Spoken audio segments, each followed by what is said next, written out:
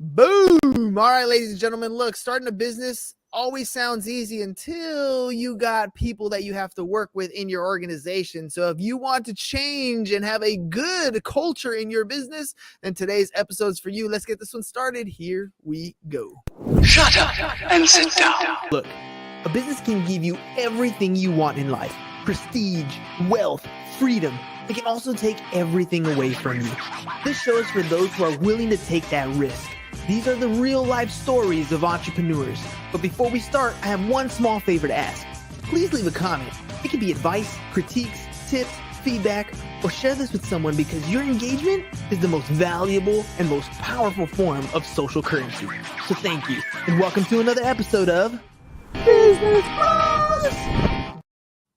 Shout outs already. Let's go in the Facebook groups, Business Bros. All right, let's do this thing. All right, here we go. Are you struggling to create a company culture that truly makes a difference? You want to align your business with a higher purpose and drive positive impact in your community? Our guest today is here to help. He's a master of developing high integrity cultures and creating simple solutions for complex challenges. With a background in education and regenerative design, he knows how to strengthen people, profits, and the planet all at once. Now let's welcome to the show an expert in all-purpose driven organizations, Mr. Ian Williams.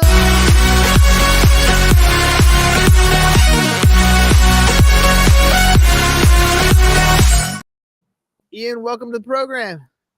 Appreciate the opportunity. It's quite the intro.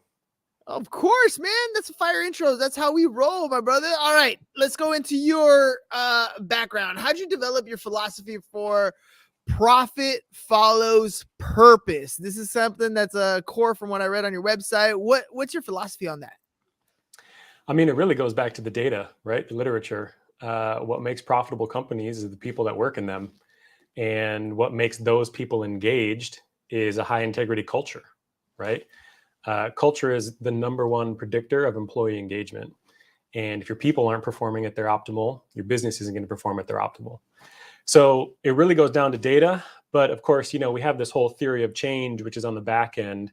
And that's really, the purpose-driven why behind the business as well, which we can take time to get into for sure. Yeah, I do want to get into that. But first, what do you mean by integrity? It's always one of those iffy terms. I know personally, I grew up, and for me, it was always doing what you're supposed to be doing, even when nobody's looking type thing. Everybody kind of has their own different definition of what integrity is, especially when you have employees. I heard this saying one time, and I realized it's absolutely true. Even your best employees will steal from you a little bit. It could be staples, could be something as simple as that. So what do you mean by integrity when you're talking about the people in your organization? Well, the analogy that I always use is actually one that's very personal. It's not a blanketed definition. We all lay our heads down on our own pillows at night.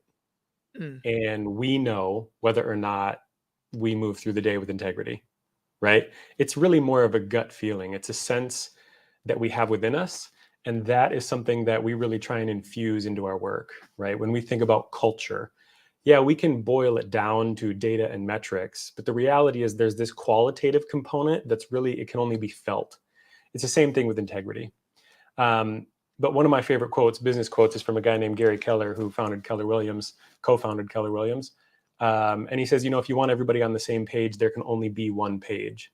So I think, to answer your question a little bit more directly, in order to develop that integrity-laden culture, it needs to be really explicitly defined. What does it mean within this organization? What does integrity mean within this organization? And that brings us to a conversation about mission, vision, values. And yeah, well, mission, vision, and values, everybody's gonna have. Literally, you're gonna have that on that one page, right? If everybody can clearly see and understand what those are, then we're all kind of going in the same direction. And even if you kind of create subtasks for each individual department, they're all still working towards that same goal. So let me ask you about challenges that businesses face when trying to create a culture of purpose so that everybody's on the same page. What are some of those challenges that business owners face in order to get those people in that same, on the same bus, going in the same direction? It really leads directly into, it's a perfect segue, right? Because that one page, your mission, vision, values, is essentially your why. That's the company saying, this is what we're about. This is why we do the work that we do. The next question leads to how. How do we do this work? And that's really where we begin. I shouldn't say begin, but that's really in the first phase of our service offerings as a company. We want to help not just clearly identify what your mission, vision, values are if you haven't already, or if you're in the process of redefining them, but then we take it the next step, which is, okay, how do we align everybody in this organization so that they're all moving towards that why in the same way? And so, again, it's really a question of how, right? How are people approaching their work? And is it explicitly spelled out? How are they performing their job tasks in the way that directly serves the company's mission, vision, values? And that's really where there's a giant gray space, right? Because oftentimes we come in as people in an organization, frontline staff, and it's like, okay, here's your job responsibilities. Here's what you're required to do. But we don't necessarily get taught how to do them and why to do them that way.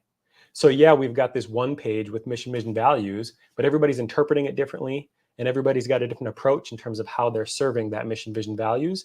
And so that there begins the process of diluting the impact of the organization and diluting the potential of a healthy culture within the organization. So it's a really nuanced concept of how do we approach our work. Let's kind of extrapolate this concept. You're in education. I'm an educator myself, and one of the things that I've learned is the book world of education is dramatically different than the implementation in a classroom. There's a completely different dynamic that's involved. Every single period in a high school class is completely different. It has its own personality, and so you kind of have to address them a little bit differently. And I always find that the best way to kind of show an example or a theory is to tell a story how it actually got implemented. So can you share like a success story of a company that maybe you helped transform into that purpose-driven organization that you're describing? Yeah, I mean, this is really, again, this is all just in the first phase of the work that we do. So let me take a step back and first talk about that theory of change. First is process optimization, moving into an organization, getting really clear on the goals and objectives, and then spelling out specifically how the people in that organization are moving toward those goals and objectives. That creates the bandwidth and the capacity for us to have a more deeper, authentic, sustainable conversation about employee well-being and engagement. Right? It's really challenging to be engaged at work when you're just dealing with funky business processes that are a little convoluted or outdated. That's our second phase, employee engagement and well-being. Third phase is social and environmental impact.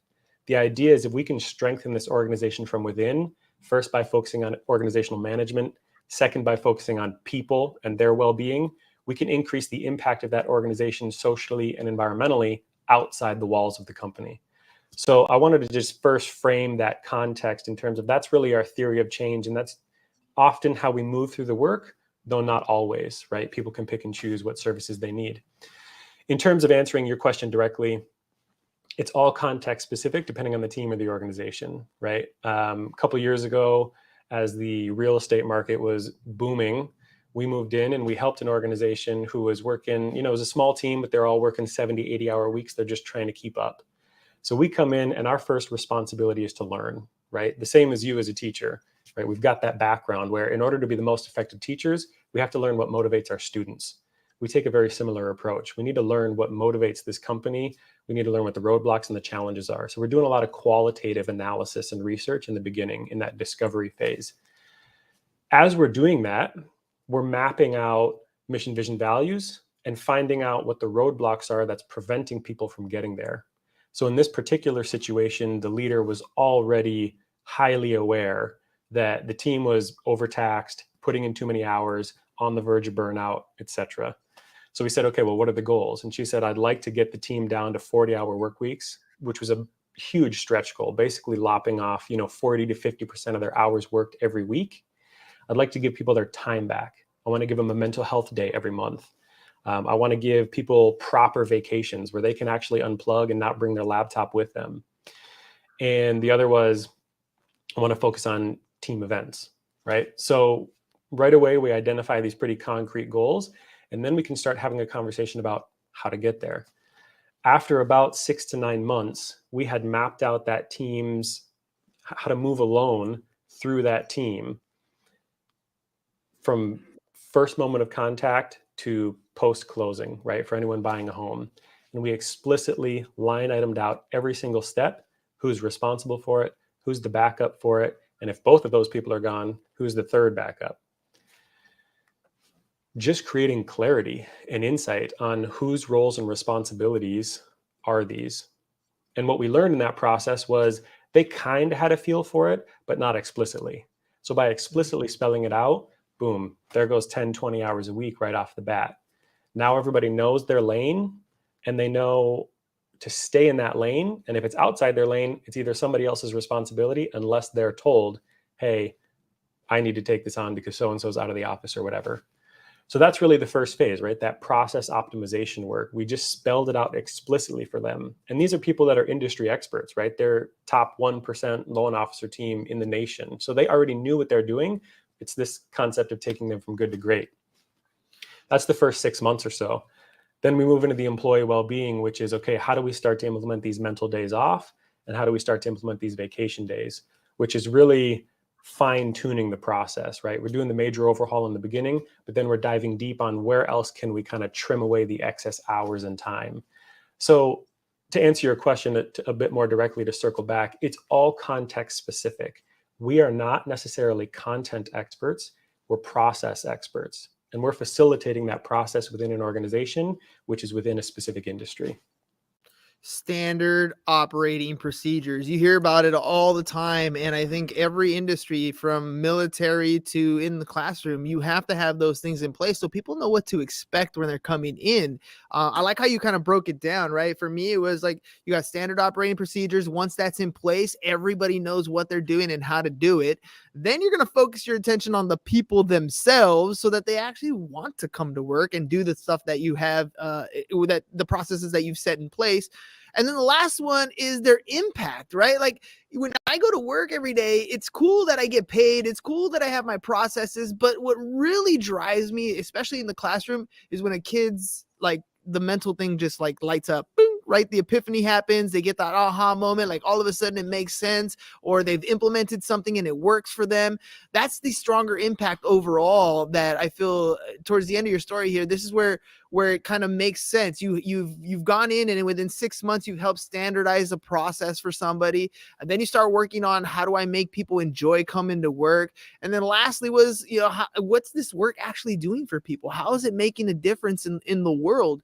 So how does that kind of partner up? That's purpose. And now we're focusing on profit. How do those things work together to ultimately make that big impact, right? Because at the end of the day, when somebody, if you're talking real estate, when somebody buys a house and they're able to, put food on a table and have a roof over their head, that's a huge impact. But how does that go with purpose and profit? Well, I think the foundation of this conversation or your question is really one of equity and opportunity, right? It would be inappropriate for us to approach this conversation and assume or to talk about it in such a way that everybody has the same opportunity. That's not the case. It's really challenging to ask someone these kind of big existential questions like, what's your purpose in life and what impact do you want to have outside of your home if they're struggling to keep the lights on, put food at the table, maintain their well-being, or whatever their challenges are, right? Whatever those circumstantial challenges are. So I just need to call that out first and foremost, because it's really imperative that we, level the playing field in terms of expectations right off the bat. Yes. I think it's a common mistake to come in and say, well, look, we're all equal here. We're all in the same organization. Everybody's got the same opportunities, but we don't know what's happening in people's personal lives all the time. So I just want to call that out right off the bat. And the reason that I want to call that out is because it's central to the way that we approach our work. Like I said, we're not content experts, we're process experts. That's why we're industry agnostic. We certainly have industries that we like to work in, but we're not necessarily pigeonholed to any specific industry. Similarly, when it comes to employee well-being, engagement, and this kind of purpose-oriented stuff, we're not saying, here's their definition of well-being, you all need to adopt it. Here's our definition of purpose, you all need to adopt it. It's equally inappropriate, right? Everyone has the right and freedom of choice. And so what we come in and do is we try and just raise the floor.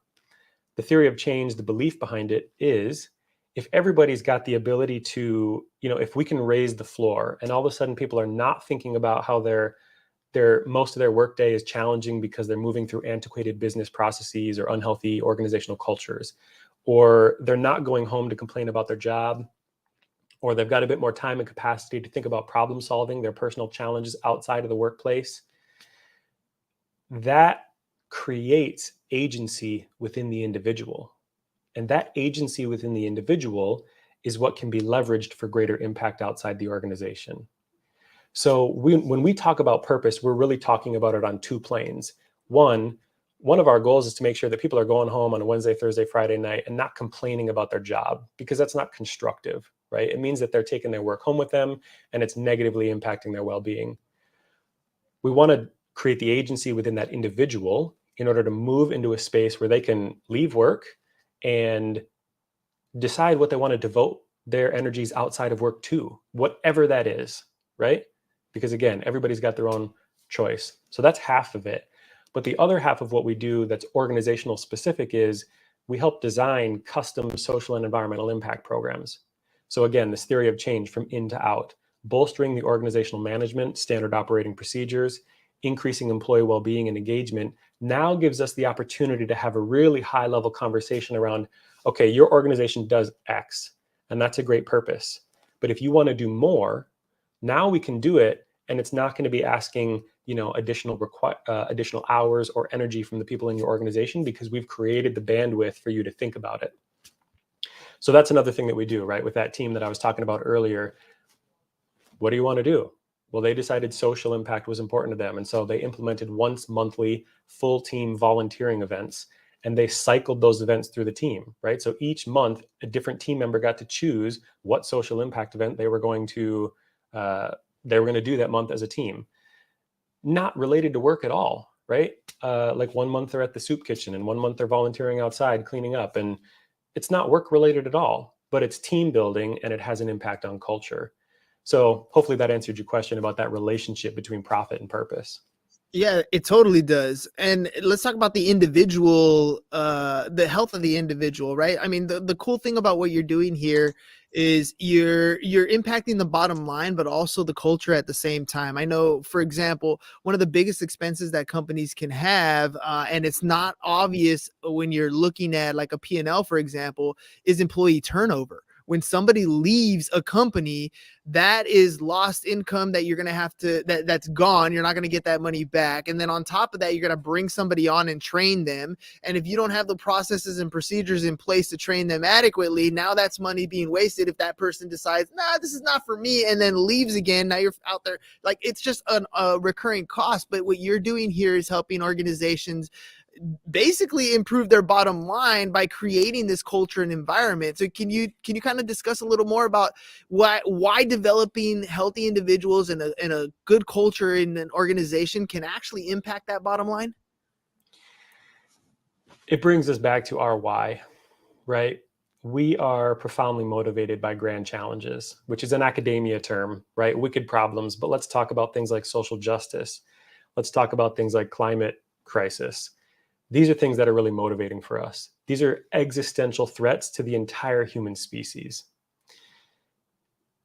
The reality is solving these problems exists at an intersection between public and private sectors, meaning we need policymakers doing this work.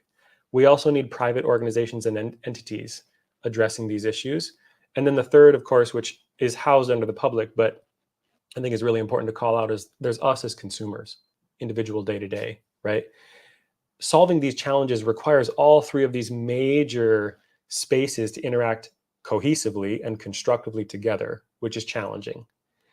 And our vision is, if we can create capacity within individuals and organizations, then both of those individuals and organizations have greater bandwidth to go out and have a positive impact in the world. But it starts by taking care of the bottom line, right? We need to make sure that the individual is able to put food on the table and keep the lights on. We need to make sure the same thing from a business standpoint, right? And of course, I'm speaking metaphorically here because every business has their own version of what it means to keep food on the table and keep the lights on. You're talking about turnover. huge, right? And if people aren't tracking that data, if organizations aren't tracking that data within, they really have no concept of how much time, energy, and resources they're devoting to onboarding someone new. Clearly spelling all that stuff out does two things. It shortens the timeline for the person, for the staff member, the onboarding staff member, to decide, and maybe even before they choose to accept the job or not, is this place for me, right? So for your students in your classroom, when they go out hiring, I would strongly encourage them to ask questions. Come with your own questions. It's not that the employer has an opportunity for you and it's a take it or leave it. You're going to become part of that organization. You're going to contribute to that organizational culture, and you're going to have the opportunity to suss out, is this a place that I want to be? And if you know the questions to ask, you can learn a lot about the answers to those questions and whether you want to be a part of that organization before you even take the job, right? You can go in eyes wide open and not wait to figure it out in the first couple of weeks and months where you're like, man, this place is it's mayhem and it's chaotic and I don't want to be here. But now I'm collecting a paycheck and I don't want to walk away from it. So anyway, it does one thing in the sense that the person who's coming into the organization gets to decide, do I want to be here or not? Is this a mission that I want to contribute to or not? And is this something that's going to add to my quality of life? Because really, that's one thing that we're looking for as people and employees and staff members, is we want our place of work to add to our quality of life. The other thing that it allows for the organization to do is to explicitly communicate that not only to its people and staff, but also to its customers, right? And we're starting to see this trend in business now where, as consumers, we're more thoughtful about the products and services we're consuming. We want those businesses to not only say they've got a social and environmental impact program, but to actually see them demonstrating their commitment to social and environmental impact. And to be able to have the organization have things buttoned up internally, right? One of the common phrases that I use is like, just eliminate the dumpster fires internally or reduce them as much as possible. Then that organization has, again, much more capacity and bandwidth to say, here's what we're about and here's how we're about it. And again, that communicates externally to either incoming people or customers. Do I want to support this organization? Do I want to be a part of this mission, vision, values? And so again, back to the theory of change, everything's kind of working on two levels. We're trying to address the individual health and well-being as well as the organizational health and well-being. And by explicitly making it clear, here's what you're walking into, here's what you're getting. And also, vice versa from the organizational standpoint, here's what you're coming into. Are you going to be a fit for the culture? These are critical things. And if we can suss this stuff out up front, it saves a whole bunch of time and energy for everybody across the board. We've been talking a lot about the organization itself, the employees themselves, but always in any organization, there's also the leadership team, right? These are the people who are driving a lot of what the organization has, their SOPs in place, motivating factors, maybe even picking social events that they want to go through. How do you help leaders communicate the purpose of the company effectively so that it doesn't come off as this is what you're supposed to do versus, motivating their team to be successful so that they're almost self-driven at some point? Mm-hmm. This is a great question. And the true and honest answer is it depends. It's context specific. It depends on the leadership team, depends on the context of the organization, depends on the state that the organization is in from a culture standpoint and other standpoints as well, right? Like what's their bottom line in that moment, profitability, et cetera. But I would effectively answer your question in two different ways.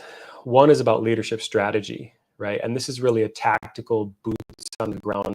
Are you doing everything you can as a leadership member or a leadership team to put your people in the position to be most successful?